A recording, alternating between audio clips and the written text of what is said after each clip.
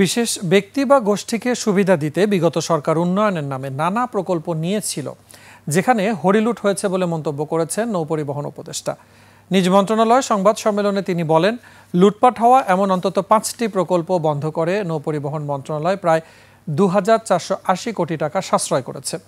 অন্তর্বর্তী সরকারের এক বছরে ৬,৫০০ কোটি টাকার বেশি রাজস্ব আয় করে রাষ্ট্রীয় কোষাগারে ২,২২৩ কোটি টাকা জমা দিয়েছে নৌপরিবহন মন্ত্রণালয়।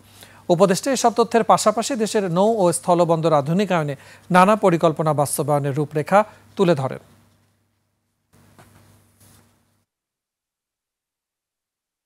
বন্ধ মানে ওই যে ৭৭ কোটি টাকা কাজ অলরেডি শেষ হয়েছে, টাইম এক্সটেনশন দেওয়া হচ্ছে না, ওই ৭৭ কোটি টাকা আমাকে পে করতে হবে। এটা পুরা নদীতে বসে আপনি যে পানিতে বসা ফেলেন, ঠিক এরকম। এই জন্য আমি বললাম যে এই কতগুলো আমার কাছে মনে হলো অনেকগুলো ইউজলেস প্রকল্প কেন নিয়েছে, বিকজ কিছু কিছু লোককে হয়তো বেনিফিট দেওয়ার জন্য নিয়েছে।